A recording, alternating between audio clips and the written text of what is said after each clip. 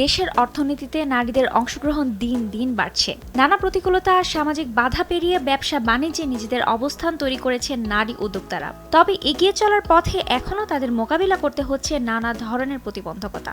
ঢাকা আন্তর্জাতিক বাণিজ্য মেলায় উঠে এসেছে সেই বাস্তব চিত্র। পুরুষের পাশাপাশি নারীরাও আজ দেশের অর্থনৈতিক উন্নয়নে গুরুত্বপূর্ণ ভূমিকা রাখছেন। ছোট উদ্যোগ থেকে শুরু করে মাঝারি ব্যবসা, সবখানেই দৃশ্যমান নারী উদ্যোক্তাদের সরব উপস্থিতি। ঢাকা আন্তর্জাতিক বাণিজ্য মেলায় তারই বাস্তব প্রতিফলন দেখা গেছে।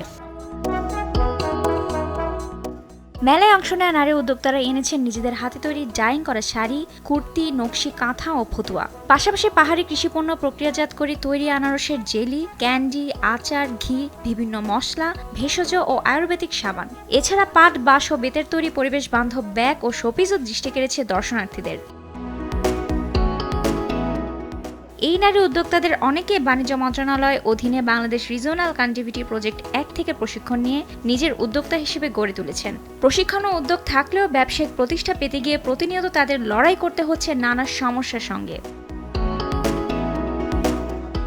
ট্রেড লাইসেন্স, বিএসটিআই অনুমোদন, ভ্যাট ও ট্যাক্স সংক্রান্ত জটিলতা, প্রশাসনিক হয়রানি এবং নিরাপত্তার অভাব সব মিলিয়ে সহজ নয় তাদের ব্যবসার পথ।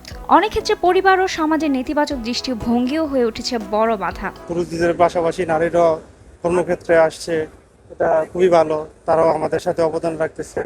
দেশি বিদেশি অনেক প্রোডাক্ট আছে এবং আমাদের দেশেরও উদ্যোক্তা যারা আছে এন্টারপ্রেনার তাদেরও অনেক প্রোডাক্ট এখানে শোকেস করা হয়েছে। ইন্টারন্যাশনাল স্টল অনেক আছে, আমাদের ওদিকের দিকে কিন্তু কাস্টমাররা বেশি ঝুঁকছে। নারীরা নিজেদের পায়ে দাঁড়াচ্ছে, স্বাবলম্বী হচ্ছে। এনাদের কাজও খুব ভালো, সবই হচ্ছে হাতে করা। আমাদের কাছে মনে হয়েছে যে শীতের জন্য মানুষ আসতে পারেনি, তবে গতকালকে শুক্রবার কিন্তু প্রচুর ভিড় ছিল এবং আমরা প্রচুর সাড়া পেয়েছি এবং ক্রেতাদের অনেক সমাগম ছিল। সরকার থেকে আমাদের ট্রেন আপ করানো হয়েছে, আমাদের প্রোডাক্ট কোয়ালিটি ভালো এবং ক্রেতাদের বেশ ভালো সাড়া পেয়েছি। ক্রেতা বিক্রেতা এবং দর্শক যারা আসছে প্রচুর সমাগম হয়েছে এবং গতকাল আমাদের ভালোই সেল হয়েছে। নারী উদ্যোক্তাদের দাবি সহায়ক পরিবেশ তৈরি করা হলে তারা দেশের অর্থনীতিতে আরও বড় অবদান রাখতে পারবেন। সহজ শর্তে লাইসেন্স প্রদান, হয়রানি মুক্ত প্রশাসন, নিরাপদ চলাফেরা এবং এক ছাদের নিচে প্রয়োজনীয় সব সেবা নিশ্চিত করার আহ্বান জানিয়েছেন তারা। চ্যালেঞ্জের মাঝেও থেমে নেই নারীরা। সামনে এগিয়ে চলার এই পথকে আরও মসৃণ করতে পারলে নারী উদ্যোক্তাদের হাত ধরেই শক্তিশালী হবে দেশের অর্থনীতি।